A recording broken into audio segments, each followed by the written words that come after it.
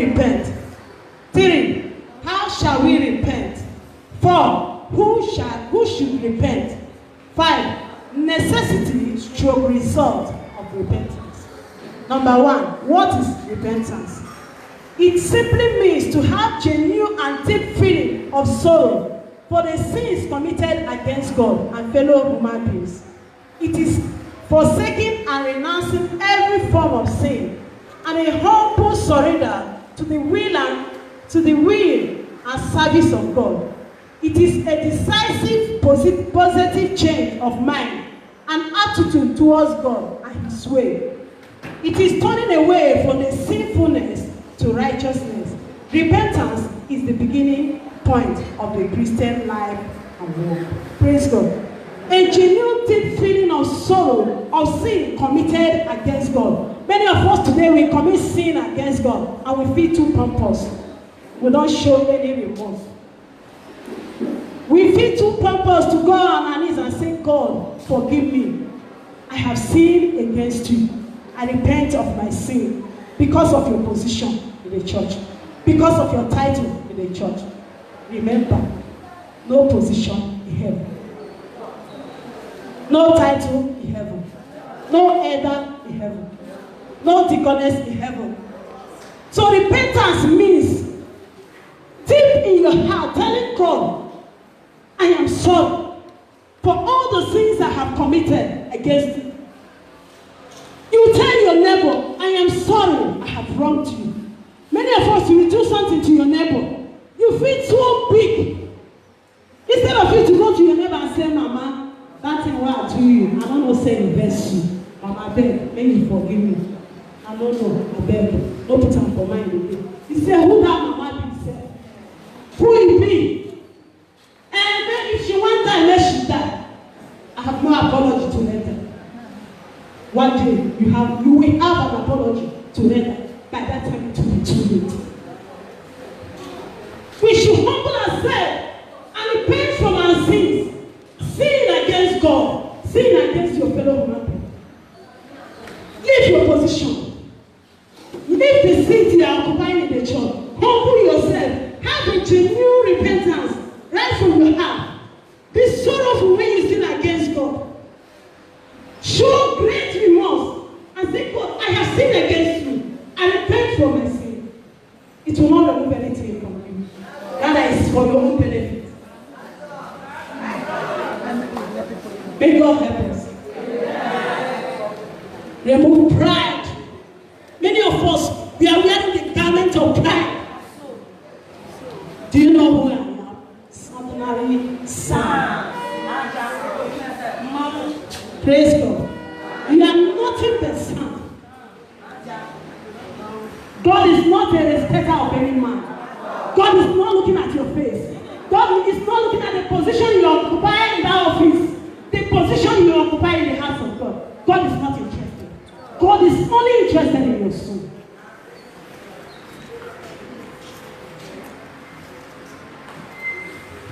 Regular church attendance, changing from one church to another, giving of alms, being morally good, deeply religious, putting on religious garb, occupying position with titles cannot be very possible, yet without genuine repentance. True repentance implies turning away from sinful habits, practices, and fleshly stroke worldly pleasures to a life of holiness and righteousness. Many of us, we are born in St. Joseph. Praise God. I am 3 years old plus in St. Joseph. It doesn't matter. Don't be by half on or by half far. Praise God. It doesn't matter how many years you have been in St. Joseph choosing Church of God. God is not interested. Many of you were born in this church. Many of us, we don't have genuine repentance in our heart. We only know that because of one problem or the other, we came to St. Joseph. God healed me and remain a member in St. Joseph. That's all. Nothing to write home about. If they tell you not to write about your salvation, nothing. In Gateway Bible College, last semester when we are writing our exam, one of the exams was that we should write about your salvation. If God come and say, my daughter, write about your salvation, will you have anything to write? Forget about how you came to St. Joseph. It's not by going to church every day. Nothing is wrong in going to church every day. Tuesday fasting and praying, you are there. Friday fasting and praying, you are there. You are a member of prayer band. You are a deaconess. You are in Sarah group, and this and that. Have you repented? Do you have genuine repentance from your heart?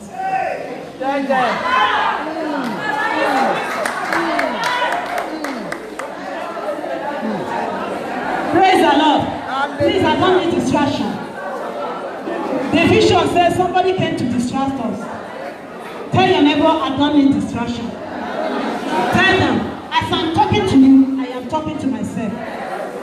Use your tongue and count your teeth. Not tell them, tell me, I am ready to repent.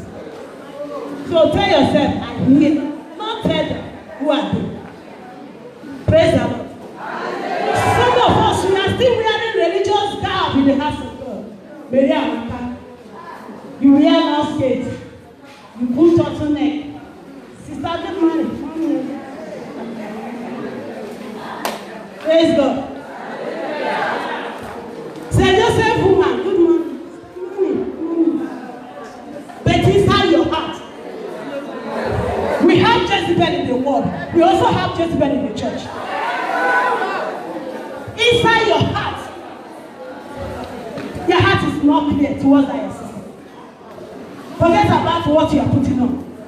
You are putting on religious garments. So that when they see me, we are putting on white cap. I'm not against white cap. You put on white cap. When they see, hey, you say, sister, if you cry, she's in St. Joseph. St. Joseph, I will be one. I will be. Praise the Lord. It is not by putting on white cap. It is not by putting on religious cap. It is your heart. You put on religious cap in pretense. I'm a child of God. I'm a Christian. Just go on your lips. It's not up to you. Take it to your heart. God is not interested in what you are putting on. God is interested in your soul. Anything a man sows, one day you shall reap it. If you sow good, nobody can sow guava at the end of the day without pluck pawpaw. It's not possible. If you plant pawpaw, in return you will reap pawpaw. So you cannot sow good, you can't reap evil. Or you sow evil, you are expected to reap good. Error. It is not done anywhere. Praise the Lord. Hallelujah. So we must have true repentance. Repentance is a turning away from our sin. And it's the beginning point of a Christian life. When you say you are a Christian, people around you must see in you that you are a Christian indeed. In your marketplace, let people see you as a Christian. That place they are working in, that office, let people see you as a Christian. Not I am a Christian in the marketplace, nothing to write home about. When your neighbor don't see something here, for this store, for this secure sir, now this person starts a business. You won't try me before you know it, you throw away white card, draw Bible, carry your tie am for west, set hand for blue.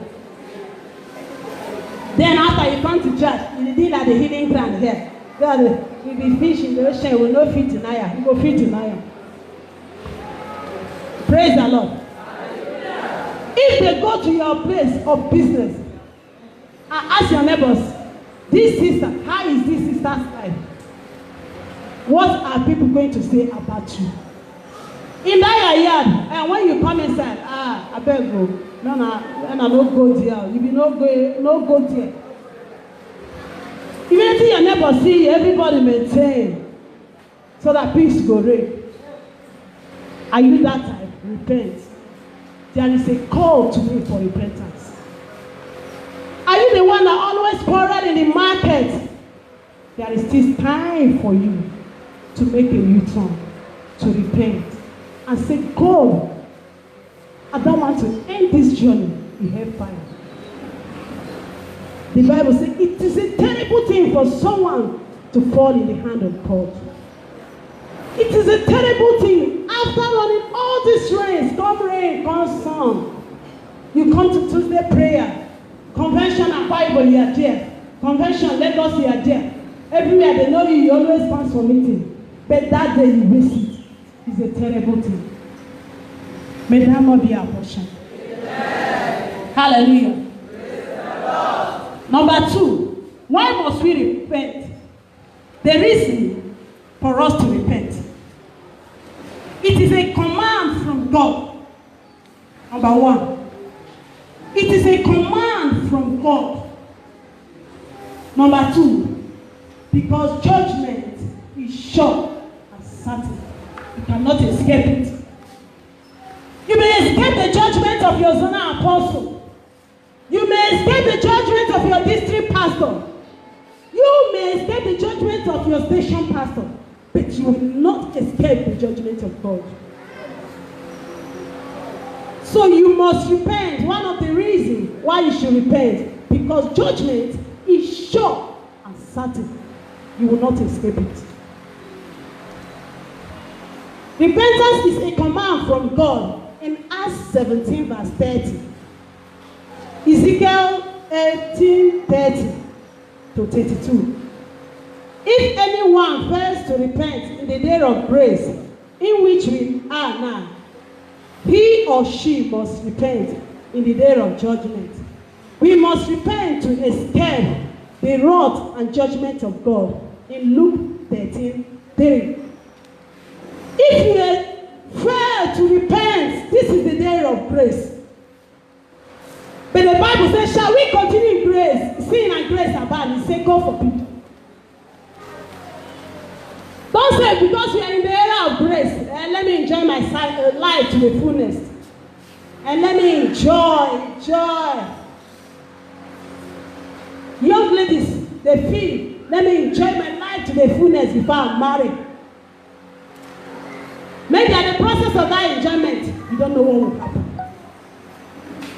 Hey mother, let me get all the money. At least I can be able to buy all the Hollandis in the market. So when I come church, I'm tired. Who look the mat? The sister and Hollandis. After Hollandis, what comes next? To tie Hollandis is good though. Use your tongue. Count your teeth. Young man will say, let me enjoy myself. Engage yourself in girlfriend. You have 10 girlfriends. Let me enjoy. At the process, you don't know what will happen. After death comes judgment. Praise the Lord. So now that is the time of grace, there is time for you to repent. There is time for you to say, my sister said, I surrender. There is still time for you to say, God, I surrender all, not half. Because some people, when they are singing that song, they will say, half surrender all. Half surrender all.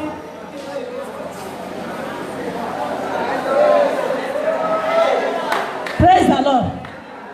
It is not half surrender. I surrender all.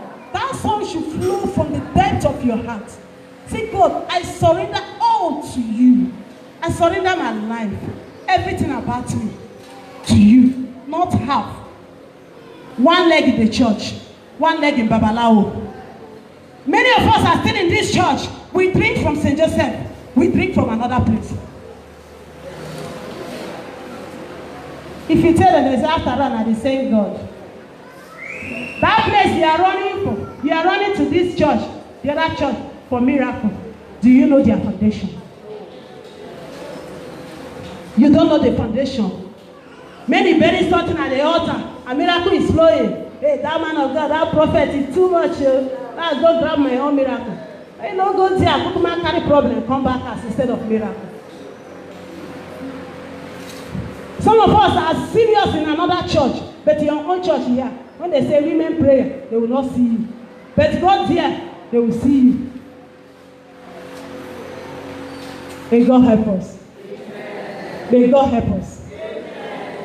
Number 3, who should repent? Who should repent? A sinner. The Bible says in John 3:16, it says, for God so loved the world that he gave his only begotten Son, that whosoever believeth in him will not perish, but have everlasting life. When God was saying, who will go? Jesus said, Father, here I am, send me. Jesus did not come to this planet Earth. He passed through the womb of Mary. He was giving birth like she, as a child. He grew up. He started his ministry. Jesus came down to die because of you and me. He did not come for the righteous people, but for sinners. You and me. The Bible says, while we are yet sinners, Christ died for us. Jesus did not die for the righteous.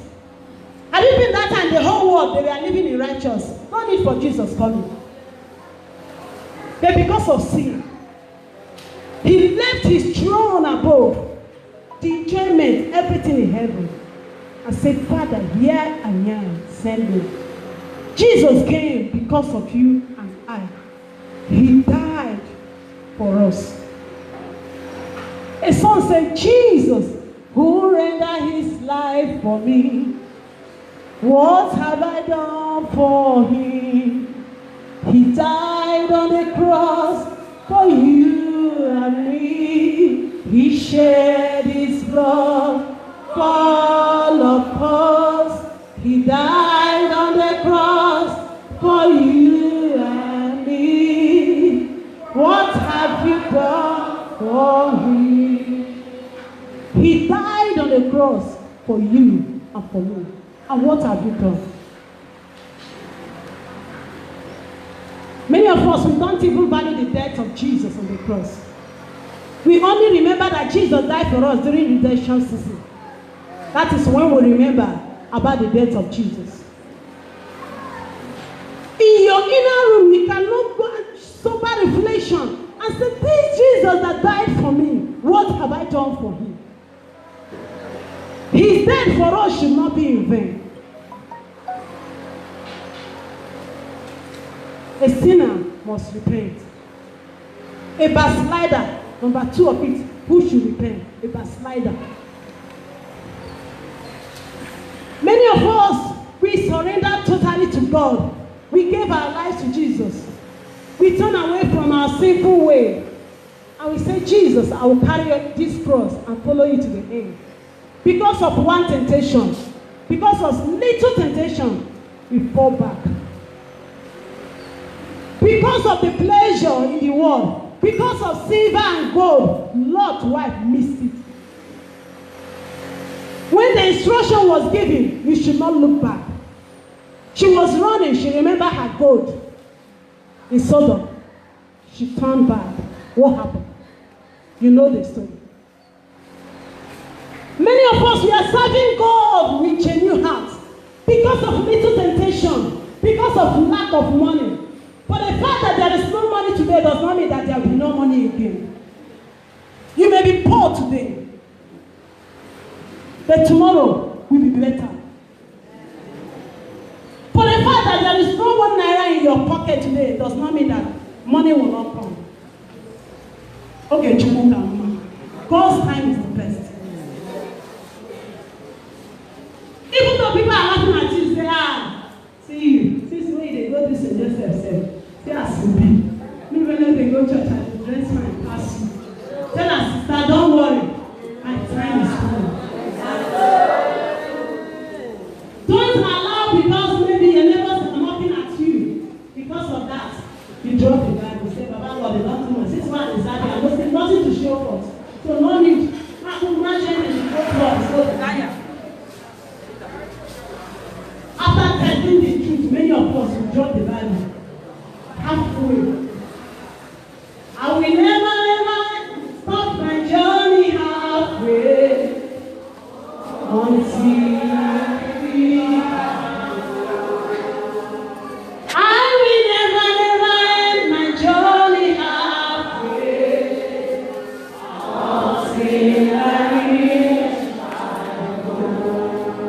Many of us, we have ended our journey halfway. We are no longer in the trap. Many are busy in the church looking for position. Since we are there this church, I don't read to be honest, they never give me. Agnes, who are first at St. Joseph, they don't give anticonus. Me, waiting St. Joseph for 30 years, you never reach when they will give me. You miss the trap.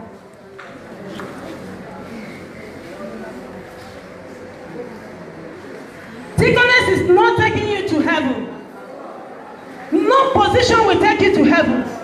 That you are a pastor today does not guarantee you the certificate to heaven. It is by your works.